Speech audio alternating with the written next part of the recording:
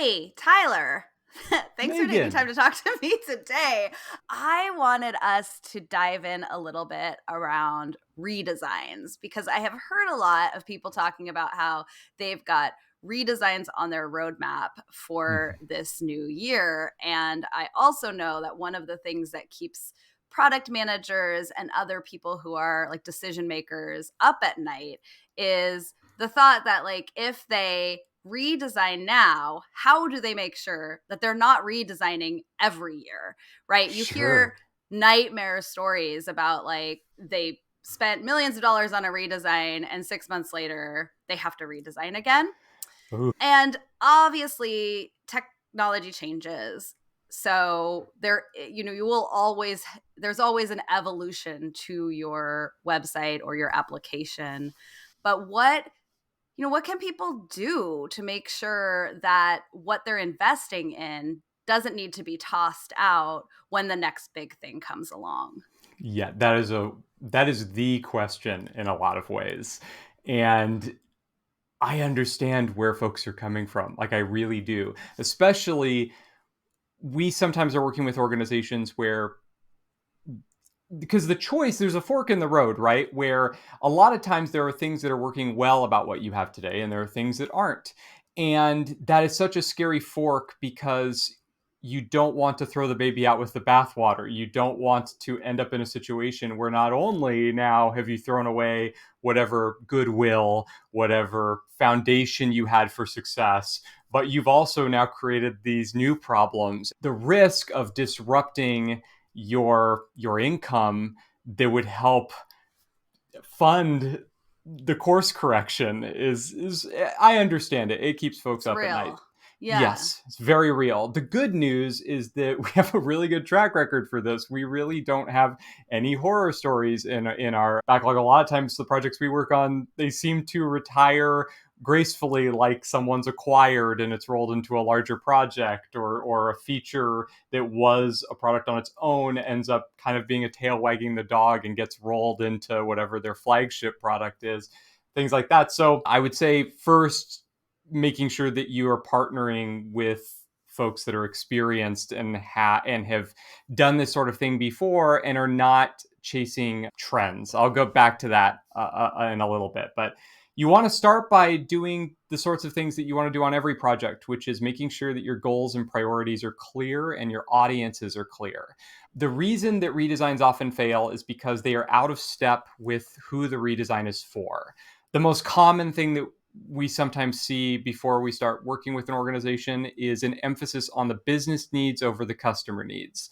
Mm. So a lot of times there is this idea of, oh, well, we need to do this redesign because we want to start selling A, but maybe the customer's not super interested in buying A right now. That could change, but it can, a lot of times when there's sort of a hostile relationship or an antagonistic relationship between the customer and the producer of the software, that comes about because there's a mismatch there. They are either not communicating to the end user, what their goals as a business are and helping them transition along with them, or they just haven't really considered it, or they assume that they are indispensable, which oftentimes, if you do that, you are proven wrong. We've all, I think, used software where we're happy as a clam, and then one day there's an update and we open it and we're like, what the heck? And sometimes that fades, right? Sometimes we're like, okay, that was annoying, but I can see how this is better. That's a good redesign. That's a successful one. Change is hard. A certain amount of that is inevitable. But if you can get the majority of your customers to come around, win new customers with whatever the improvements are, that's a win. But we've also probably all had that experience of the software updates and we're just like, what were they thinking? Yeah. And the answer is usually, well, they either you are no longer their intended customer or they didn't consider necessarily what their intended customer was going to think of these That changes. hurts when you realize you might not be the intended customer. Like, Sure. And it happens. Yeah, yeah, it it does. happens. It does. Yeah, we do prioritization exercises here. So you've been in lots of those meetings where we're talking about what our goals are, and we're making sure there's a clear priority. We don't allow there to be ties of priorities. You can't have two number one goals. You have to have a number one, number two, and number three, etc. And knowing that and having clarity of who your audience is helps guide you, so that it guides you through, okay, we know who we're building this for, but it also is just as important, sometimes even more important, to know who you aren't building it for. And even though that can be a little painful sometimes when the If you're the transition one on the comes. outside, but Mm-hmm. you have to have that focus on your product, right? You have to know Absolutely. who's in Yes. and who's out. Yeah. Yeah, absolutely. And so as long as that's guiding you, that's really important. And that's true of every project. But I think what's maybe specific to a redesign is having a real honest self-assessment of your existing product and its history. How long did it last? Did this version of the product last too long? Like, did you wait too long? Was it too short? Or was it really amazing that it lasted as long as it did? Was it really disappointing that it didn't last longer?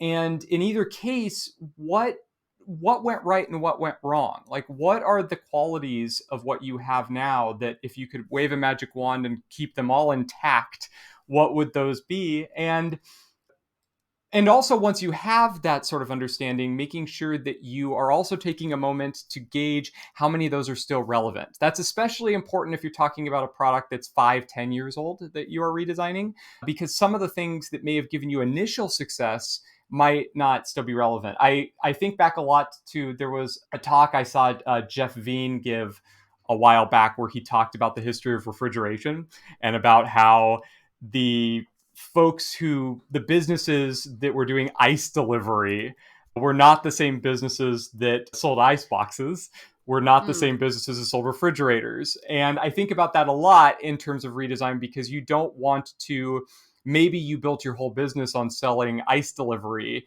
but if now you are in a world where ice boxes and refrigerators, et cetera, exist, you don't want to be, you don't want to cling to that too hard. You need to have a little bit of objectivity about, great, here are all the qualities that made this successful before, here are all the shortcomings, but also let's again prioritize and figure out, okay, that worked for us in 2014, is it going to work for us in 2024?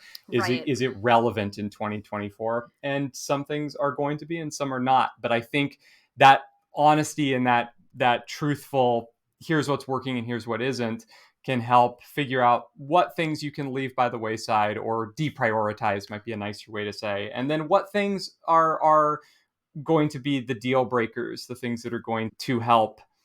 Usually what we end up with is we end up with a set of qualities that are consistent with the old version, that help make it a smoother transition for customers, that help maintain the successful business and the foundation for that you had already.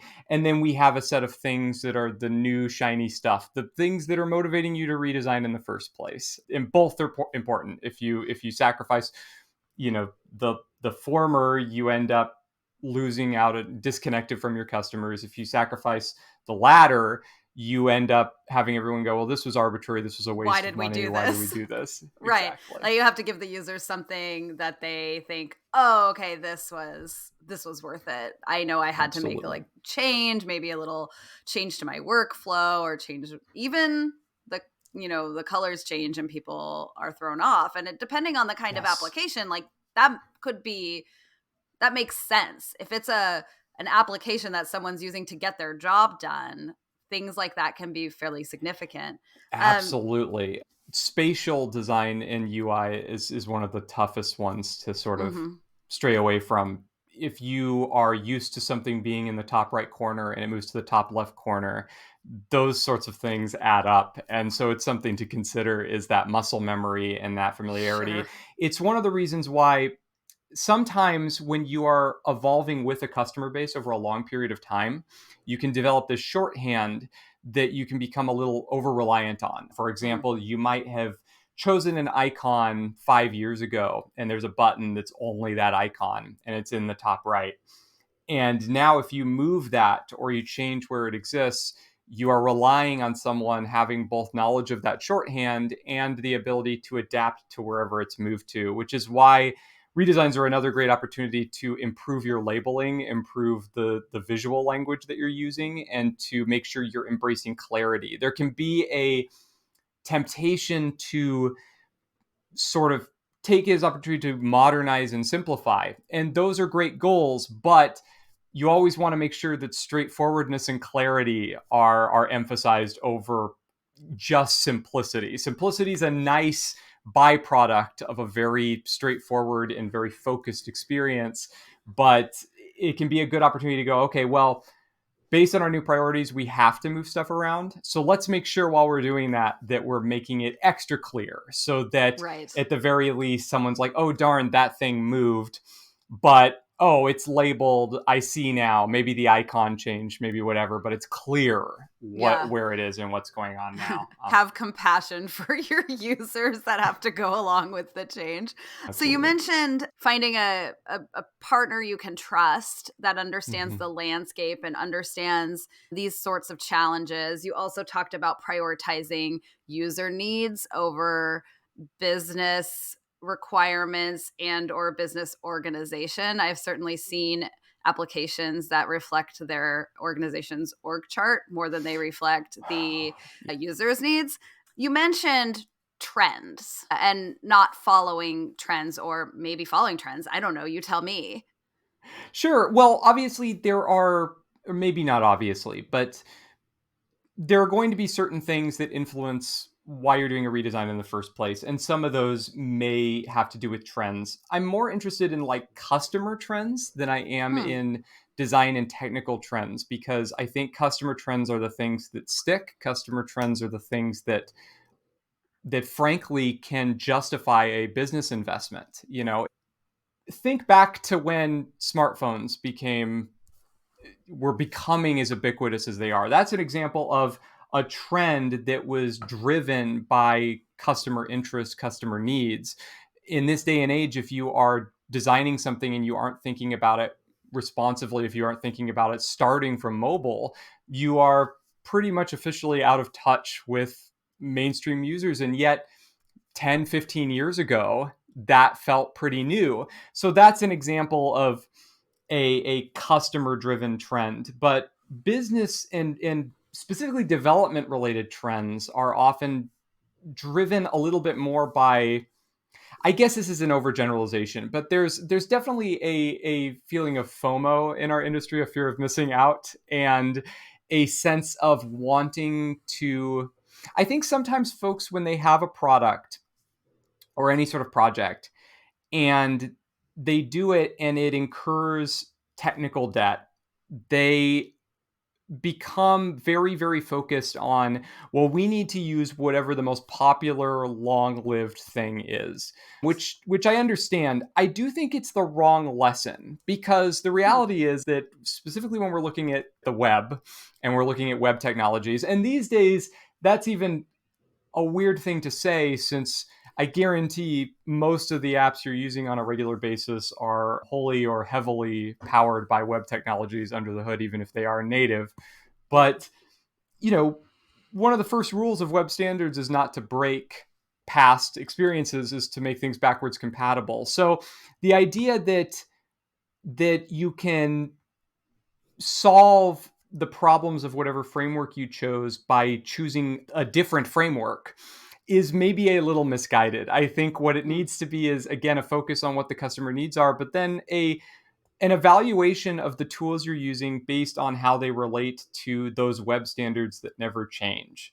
And so if you are doing that, and if you're choosing frameworks based on what your users' needs are, and you are hiring based on a fundamental understanding of those things that don't change about the web, HTML, CSS, and JavaScript, whatever server-side languages you're using, then you're essentially future-proofing whatever you're doing, because those things don't change.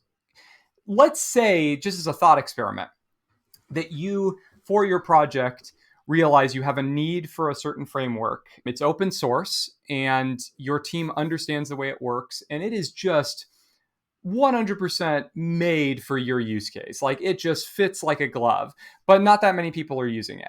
Okay. Now let's fast forward 5 years from now.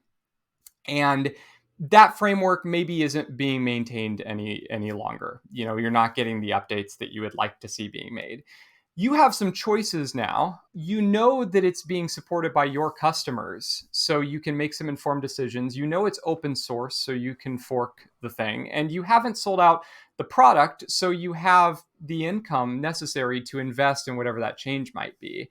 It's not great. It can be disappointing when that happens, but you have options and you have a clear path forward where you can sort of decide what you want to do. If you have a team that's been built around your customers' needs instead of the needs of the framework, you also have a lot of flexibility because you can transition them to something else. Whereas if you chose something that's maybe the framework of the day that's extremely popular, but is poorly suited to your customers, is not as performant as you would like, maybe it's not accessible. And 5 years down the line, you realize, oh my gosh, we need to make these changes. We Those changes are being driven by your customer needs, which is a problem. It's a problem because now your customers are maybe upset, maybe angry. It's much easier to start from a place of having a performant, well-constructed app that's meeting your users' needs and they're happily paying for and having to make a change then than it is to be in a situation where, gosh, everyone was using this framework, but nobody likes it. Our users aren't happy. It's loading slowly. Our competitors are running circles around us. And now we're in a dash to swap it Yeah. out with something else. I mean, And it's like yeah. picking the latest fashion trend because, everyone's wearing it, but Mhm. you hate it and it's uncomfortable. And now you're stuck with it because you spent $400 on that jacket. Yes. And it goes back to that prioritization and Jason wrote an article about a design system priority of constituencies. We've written about the HTML priority of constituencies. And I think that sometimes it can make sense for a particular project to define your own priority. And what I'm Mm, basically talking about is just making sure that every decision you're making adheres to that. End users over, authors, over maintainers, over etc. And the other thing I would mention there, though, is that making technology choices and design choices where you can emphasize as many decisions as you can that cater to multiple of those constituencies. So mm, it's possible. It's not always an either or. You can choose something that oftentimes there isn't any one. There's usually half a dozen viable decisions you could make at any particular juncture on design or development side, and that can be really really challenging. But if you can find, maybe there's a framework that's really good for your users, but your team, it would be difficult to hire for, or your team is I just don't, it doesn't work the way our brains work, yeah. whatever it is. But there's a lot of choices out there. So there's probably something out there that maybe it isn't the dominant choice, but it will give your end users the performance and the features they need and give your team enough, you know, developer convenience to feel gung ho about it. So it's just about stopping and making sure you're not just accepting whatever the quote unquote best practices are for the day, making sure that any practices you adopt are being adopted by acknowledging how well they fit into what your project's goals are, what the customer needs are, and everything, and having the courage to at any point question, I know this is the flavor of the month right now. I know this is taking our world by storm. I'm i'm i'm looking at our priorities. I'm looking at our goals. I'm looking at the design ideas we've been working on, and this just this puzzle Just doesn't piece seem isn't right. fitting right. Yeah. I think we're trying to mix Mega Blocks with Legos here, making this work, and making sure that you're just being honest and open about that. And a lot of that comes from establishing a culture of honesty, and that's something that I really am happy that we've been able to do on a lot of our projects. Is from the get go make sure that we are telling people, establishing a process where you are rewarded for honesty and you are rewarded for expressing, I guess, unformed but important opinions early, and allowing the group to help you evaluate those without judging those ideas as well, you should have thought that through 100% because that can quiet a lot of voices in the room that Yeah. might Yeah. otherwise. Anyway, so all of those Yeah. things, you either address that early and you address that in the process, or you can address it a couple, 6 months or a year from now and have it be super painful. So, Yeah.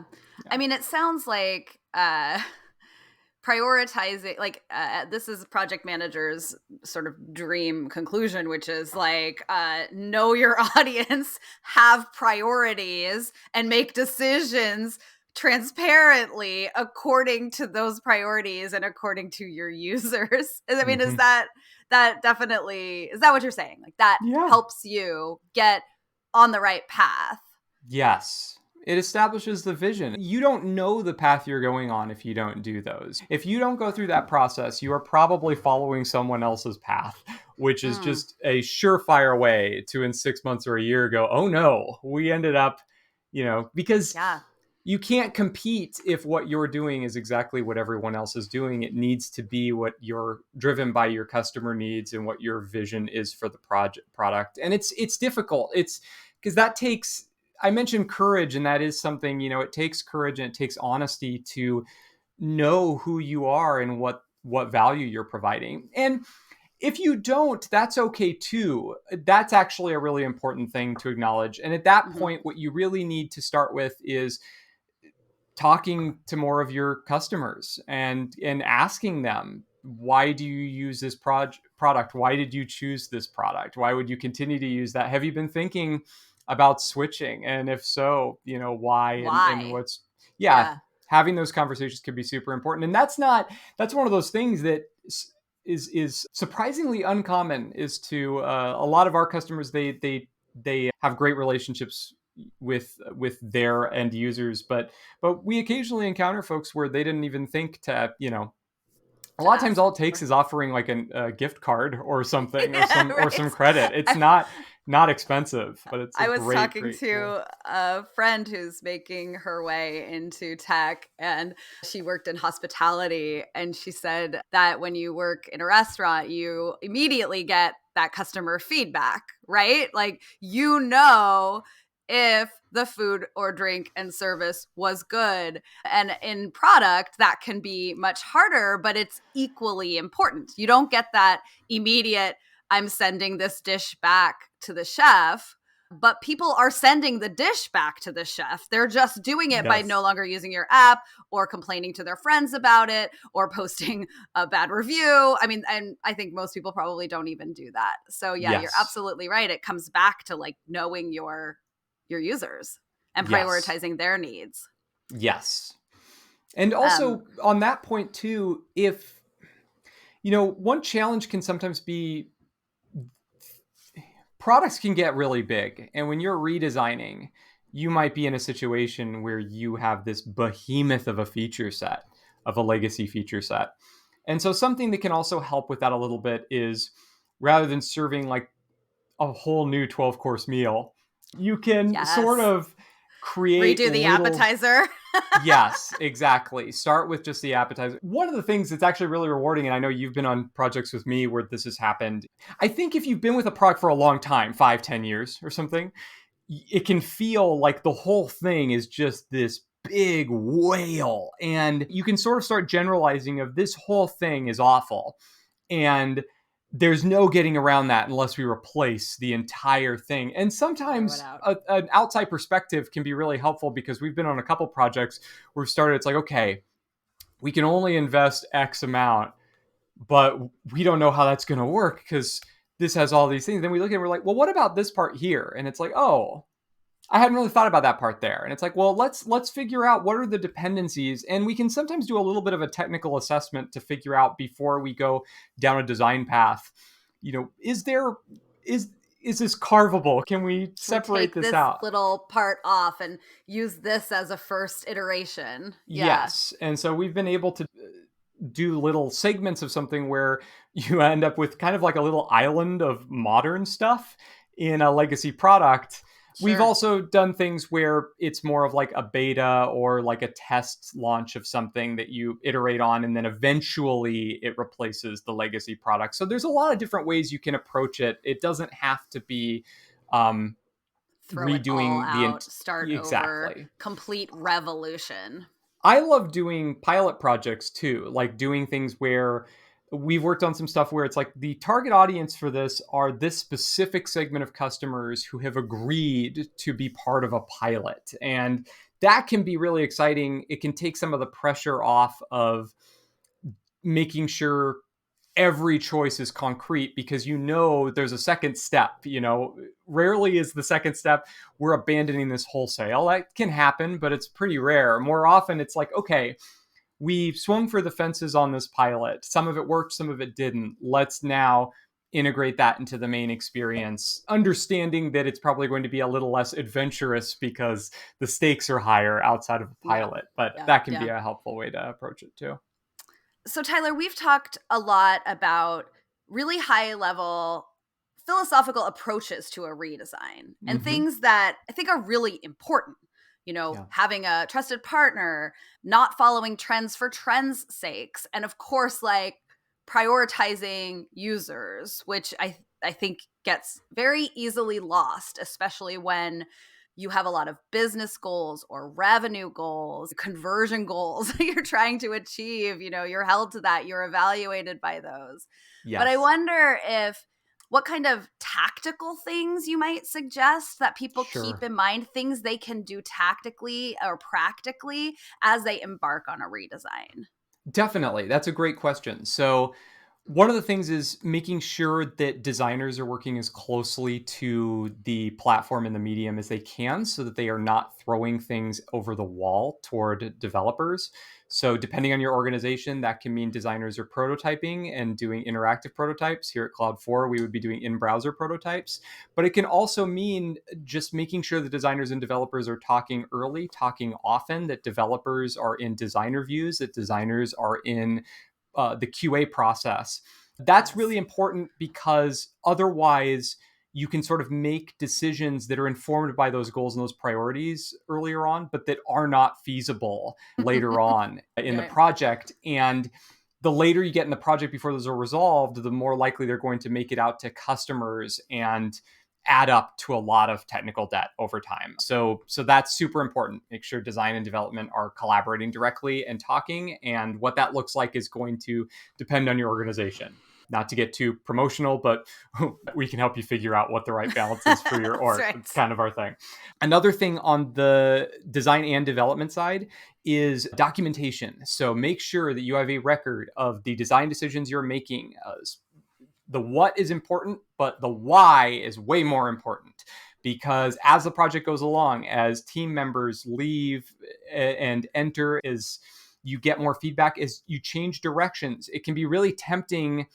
Nobody likes to look back at decisions they made and recognize that was the wrong call. We're going to change direction here. Swallowing your pride a little bit and keeping track of all of those key decision points is really, really important. And when you start getting into development, making sure that you are documenting as you go, making sure that there are adequate tests, making sure that you are thinking about this actually should start in design, but thinking about accessibility from the get-go and documenting what those decisions are, what are the rules that are governing what you're doing. You should be willing to change those as frequently as your team demands, but having those records just makes sure, again, that folks are moving towards a common goal, understand what you're doing, and later on when you come up for air post-launch, it really, really helps maintain the lifespan of the application because Mm-hmm. you aren't coming back later and going, oh my gosh, we were moving really quickly. Why did any of this work the way it did? Because oftentimes the only way to deal with that is to redo it. But if you have detailed documentation, comments, you have a record of why decisions were made, that helps guide you towards prescriptive, smaller changes that Sure. are, Makes it more maintainable. Yeah. yes, that Preserves the can lifespan.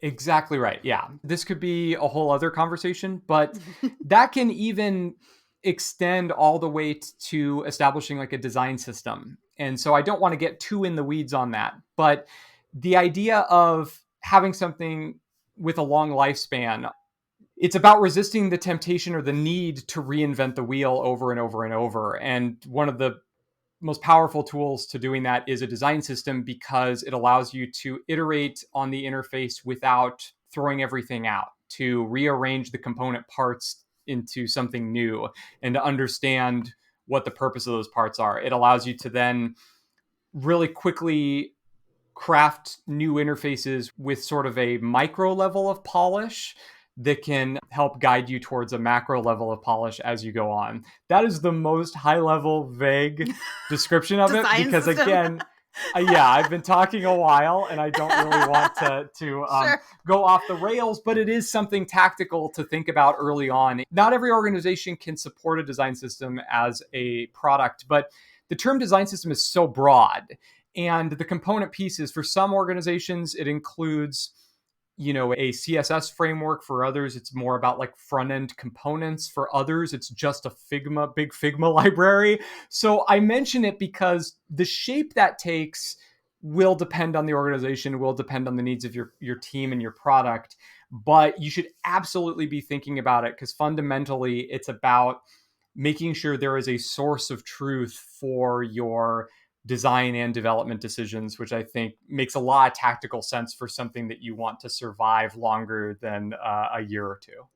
Yeah, and it actually makes it much easier to evolve, right? Because you've got Yes, these component pieces, you have the Lego blocks. So as you're trying to evolve new things, it's much easier to maintain that brand consistency and that consistent design voice by being able to use those blocks that you've already built. Uh, absolutely. That's Very, so very well cool. said. I admire how concise and well said that was, Megan. Thank you. We do talk about design systems a lot, so I've picked up a thing along the way. We do. And, Um, and to be clear to folks, because I know I get a sense that there's a little bit of a feeling of, I don't know what the right word is, of being a little burnt out on design systems. It was a very, very hyped thing, especially a few years ago, and it yeah. continues to be hyped. And so I just want to underscore again what that means is different for every organization. That's why there are so many different terms for it and so little consistency. Yeah. And it really is about thinking about documentation, thinking about portability of every aspect of the app, and just thinking about how this stuff is going to survive. It's a chance to think not just about the features you're developing today, but how do you set your future self up for success, which feels like a really relevant tactical thing to Yes. do if you want your redesign to be Yeah, if long you want it lived. to last. Yeah. Yes, Yeah. exactly. That's right. Anything in conclusion? We've talked we talked very high level, we talked a little tactical. Is there any kind of wrap up that you want to put on this? Yeah, sure. Redesigns can be scary, but they are also one of the most rewarding types of projects you can take on. The risk might seem high, but the rewards, they can be amazing and they can be business changing rewards. And so really it's about setting goals, setting priorities, having honesty about discussing those, having honesty about questioning those, being courageous enough to embrace where your customers are going to be and not just where they are, and making the right tactical decisions, not just chasing trends, but based on whatever those user needs and customer needs are in a way that allows your team to collaborate. That sounds really big, but it's something we and a bunch of our customers do every day. So I guess the thing that I should leave folks with is you can do it. I know it sounds hard, but you Yes. can. I promise. We've seen organizations change up their whole thing. And like I said, we've yet to have one of these things explode on us. So we know it happens. I understand why. There's a bunch of places where it could go wrong, but these are solvable problems. We can work them out together. And yeah, and I hope folks embrace that, the sort of adventurous side of it, and recognize that while that's scary, it's also kind of part of the fun. And Yeah. so, make sure you take a moment and recognize the opportunity here is It's is big immense. and Yeah. exciting. And this Yeah. could be, you know, I guess something I didn't talk about is, have some fun, make silly code names for your sprints and your products. That is always so fun. Yeah, source a temporary development logo that's based on, your favorite office pet. Do the things that are going to remind you that you are doing something exciting, and to remind your brain that it's not all risk assessment and all Right. And scariness. worry. Yeah. Like this I should love be it fun. This is the sort of stuff that we all should be in this industry to do. to So let's do. let's have Very fun cool. doing it. I love ending on that note. Thank you. Thank you so much, Tyler. I really Always a appreciate it. pleasure, This is Megan. great.